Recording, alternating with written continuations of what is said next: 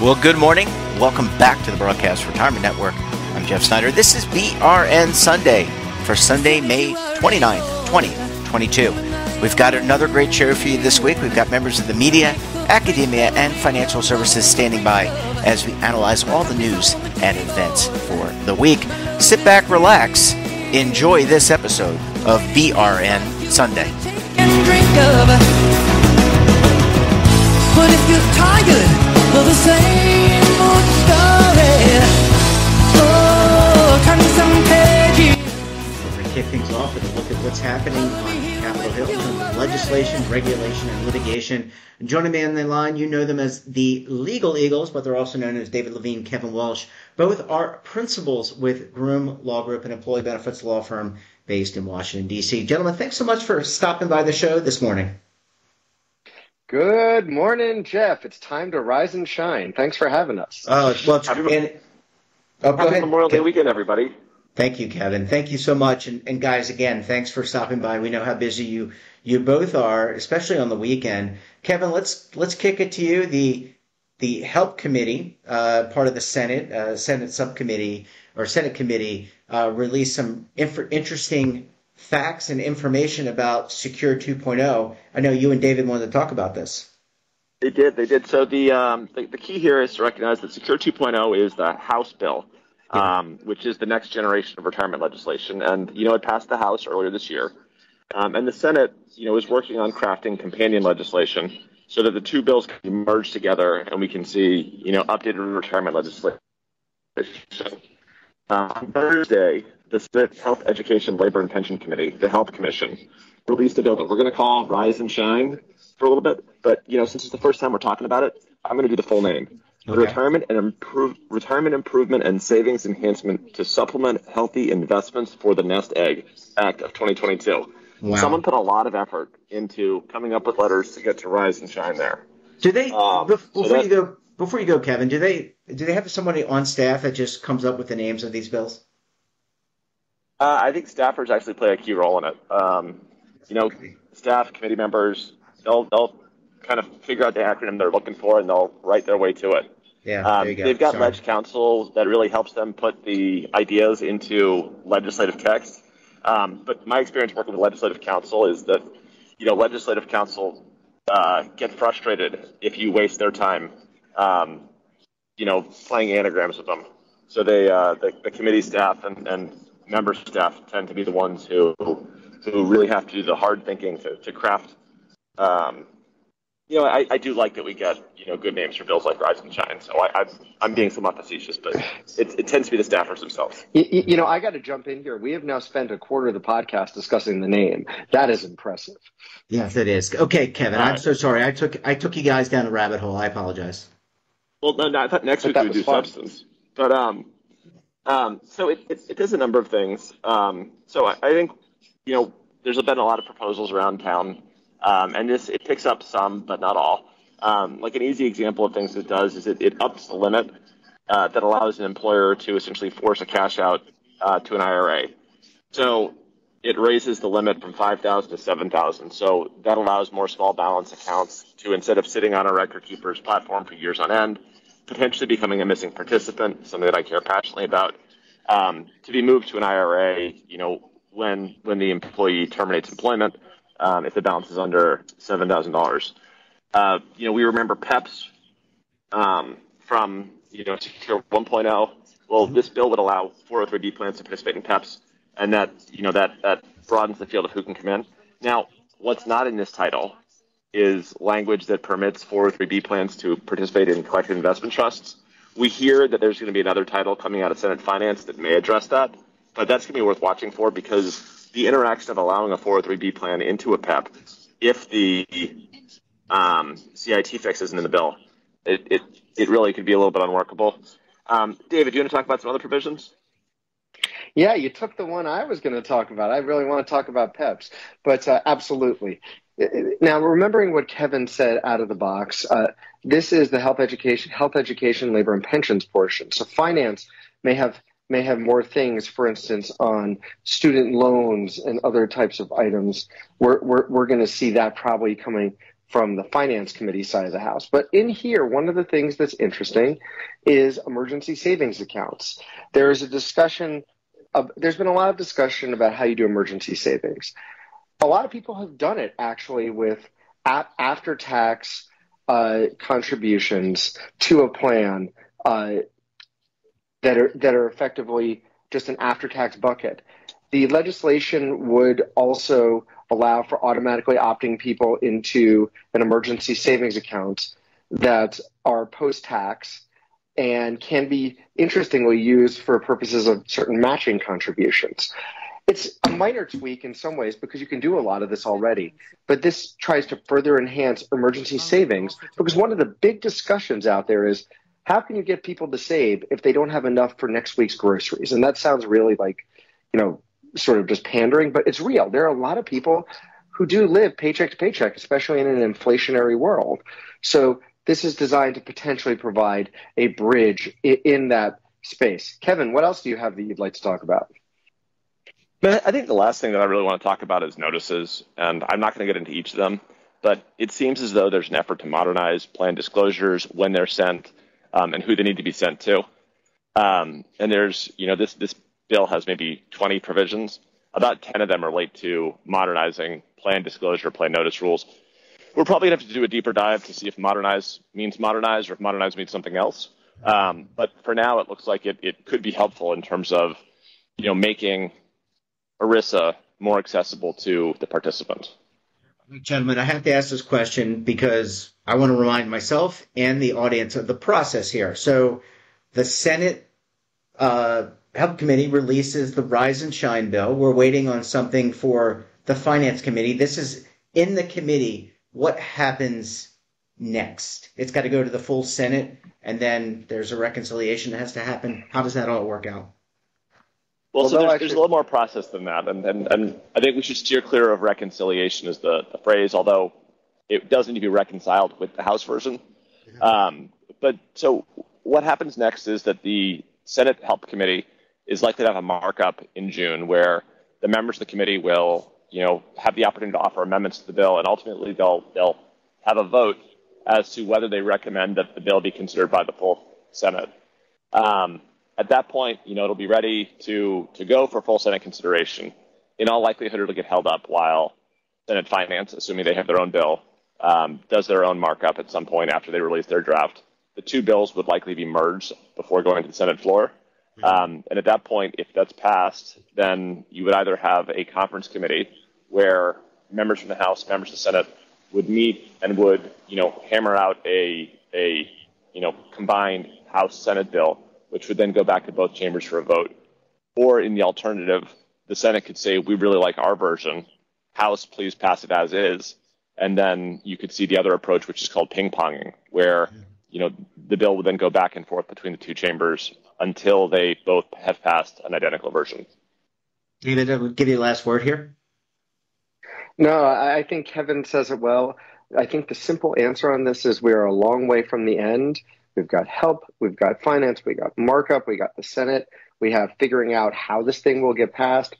At this pace, just to prognosticate, maybe it moves forward in early summer, but there's a chance this slips, and even some members have been quoted on this in the past couple of days, into the lame duck after the election, and we've talked about that before. So we'll have to see, but if nothing else, like Secure 1.0, it will give us lots of segments for many months to come. I know, that's a great thing. Go ahead, Kev. David, how could you not say, with your last words, what this means? It means help is on the way.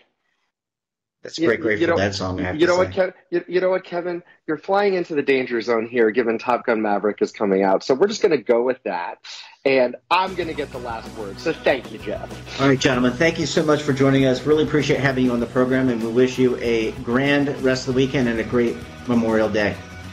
Thanks, guys. Have a great Memorial Day. Thank you, Jeff. Thank you, listeners. Bye-bye. Bye-bye.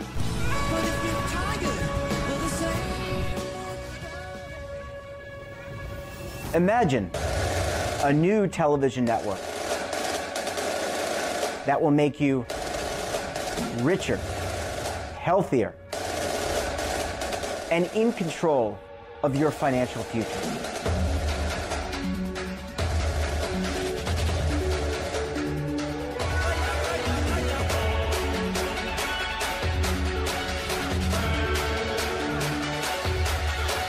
This network is for the policewoman in Nashville, Tennessee, the baker in Dubuque, Iowa, the teacher in Lexington, Kentucky. We want to make the idea of savings and retirement culturally relevant. But what do you see as a defining issue of the midterms, especially for the smaller businesses? I mean, they are the lifeblood of the American economy.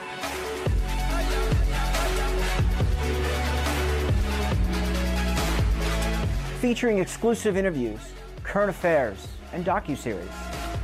33 years old, you retired early. The philosophy is money only matters if it helps you live a life that you love. But you got to start thinking about retirement as soon as you get in. The Broadcast Retirement Network will drive very high engagement with premium partnerships. So this isn't retirement and savings for your parents or grandparents. This is for all Americans. And we're going to change the way you think about money.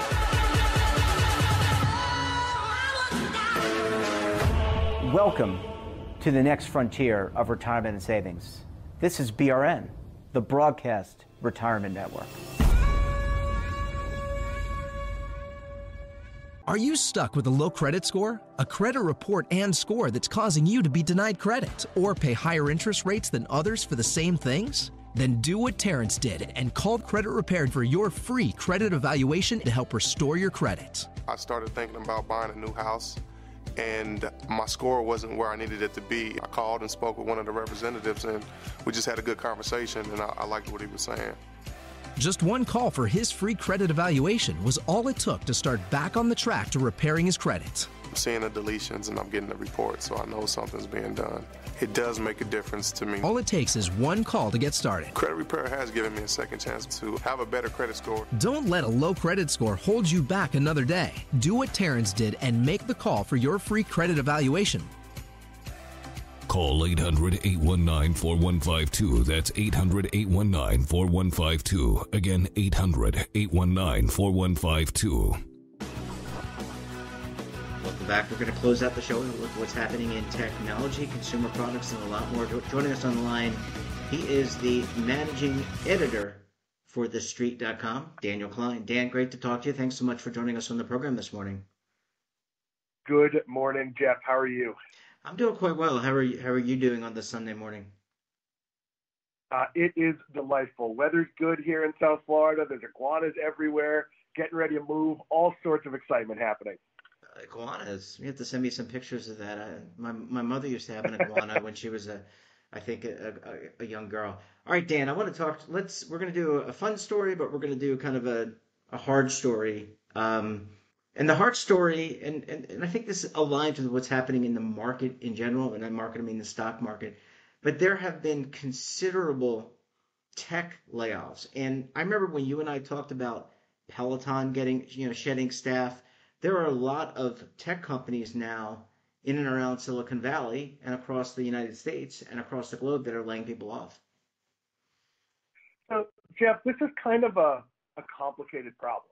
Because while you have companies laying people off or getting very tight, like Microsoft has just tightened up its hiring process, and obviously you have Twitter in a state of flux, you have Facebook slowing down its hiring, but you also have Microsoft increasing compensation and looking at ways to retain employees. So programming talent remains very, very valuable. What's always been vulnerable during a slowdown at any of these companies, and I know I was an editor who worked at Microsoft, is anything that isn't core programming talent. All the support personnel, sales, marketing, all the other things that don't advance the product, those jobs become vulnerable. But here's the reality with most of these layoffs.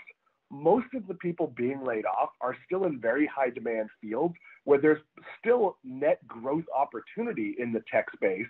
It's just you worked at Microsoft and maybe now you're you're taking a pay cut to go down the road to work for T-Mobile, or you're taking a job at Amazon doing something, maybe less fun than what you were doing. If you have skill sets to work in the tech world, there's no shortage of jobs. There's no shortage of emerging startups and places that are hiring. But, I had a colleague once who left Microsoft and went to work for a fledgling tech team at Sears. And, that didn't turn out so well for her. I hope she's landed on her feet. I don't actually know that answer. But this is nothing to be worried about. This isn't like, when there's a slowdown in another field and it becomes just really difficult to get a job. This is more just like a reshuffling, but it is a sign that some of our highest flying companies are preparing for, a rainy day. They're a little bit worried that maybe the economy will slow down and perhaps we'll replace our phone every third year. Perhaps we'll buy a new laptop every fifth year instead of every third or fourth. Like, those things could happen, and they do have a material effect. So, Dan, would it be safe to say, I know you mentioned sales, marketing, customer service, maybe there's attrition there, but what about programming, privacy, cybersecurity? Everywhere I read, those, privacy, cybersecurity are big news. You hear about new legislation, new regulation, but also you hear about that there's not enough cybersecurity professionals out there to fill all the roles. If you have a background in cybersecurity or know coding and can work in cybersecurity, you can have your pick of 10 jobs.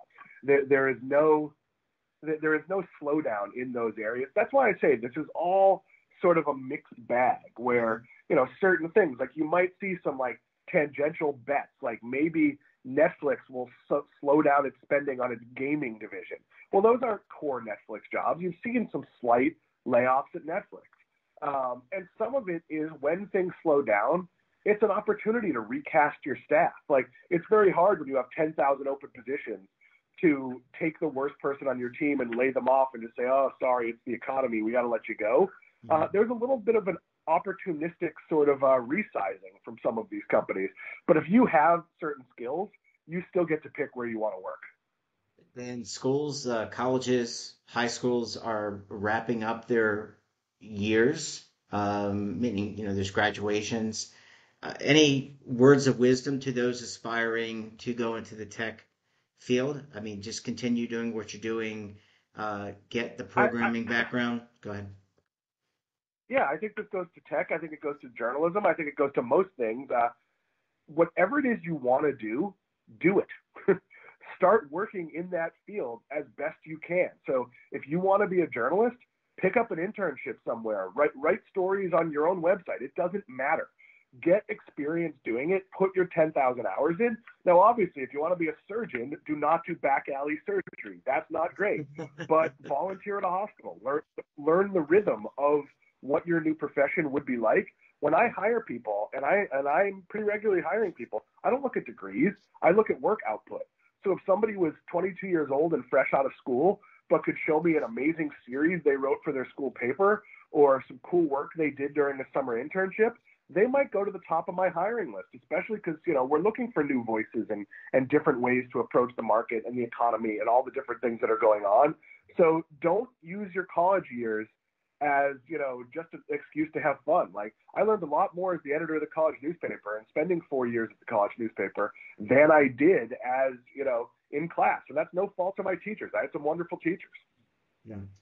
All right, Dan, let's shift gears. I want to talk streaming with you. In the NFL, National Football League, probably the most popular sport in the United States, I would think, behind, ahead of Major League Baseball and National Hockey League and the NBA, announced that they're going to have a streaming service. And I guess I wanted to get your gut reaction to that, given that doesn't ESPN, doesn't some of the major networks, doesn't Amazon have streaming rights to some of these programs?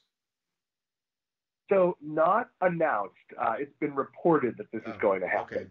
Okay. And what they would be doing with, they went with, I believe NFL Plus is the rumored name, but wouldn't shock me if it was NFL Prime or those are the only two names you're allowed to use. So it's going to be one of those.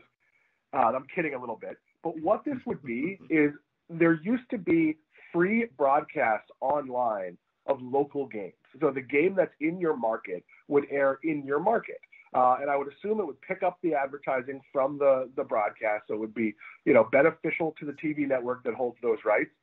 The NFL actually let all of those deals expire, and in theory, it would be charging $5 a month. And think of this as targeting the younger generation. My son doesn't watch TV on a television. He watches TV on his phone. So if he was going to become a football fan, living here in South Florida, he'd be able to watch Dolphins games, God help him, on his phone and get other NFL content. That could be news. That could be NFL Films archival stuff. That could be, Gronk has a cooking show. Like, it doesn't really matter. This is going to be, let's call it like shoulder programming and local broadcast. And it's really the NFL acknowledging that a certain segment of its potential future audience may not consume television the same way their parents do. Dan, what I always would like is alternate. I would like to be able to mute the announcers. Sometimes the announcers just hear the crowd noise and hear the stadium noise and hear the raw sounds of the game, or even alternate camera views, like even being able to control the camera views. I mean, how many cameras are at these stadiums to capture the film? I got to think there are dozens and dozens of angles. Plus, you've got NFL Films, right? You've got other. It would be really cool to be able to direct your own NFL program, almost similar to the Madden experience. Well, Dan, I really like your analysis, and I guess I'm looking forward to the NFL Plus Prime, whatever they're going to call it. Let me ask you, are there some lessons there for some of the other leagues, the National Basketball Association, the Major League Baseball, NHL, maybe Major League Soccer, the Cricket League? Are there things that those leagues can learn from what the NFL is doing? Or is it just about what the audience wants to consume, and that demand will drive what products and services you offer? I think the numbers are going to show us what this is.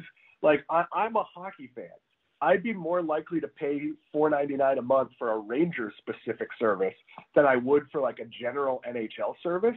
On the other hand, there's probably room for some sort of free, secondary league streaming services with add-ons maybe to see live games. I don't know that this is more than a niche product, even for the NFL. And if it becomes something for the NFL that's, a couple million subscribers at $5 a month, is that really worth it for a league that's selling, multi-billion-dollar rights deals? Now, for the smaller leagues, this could become very valuable.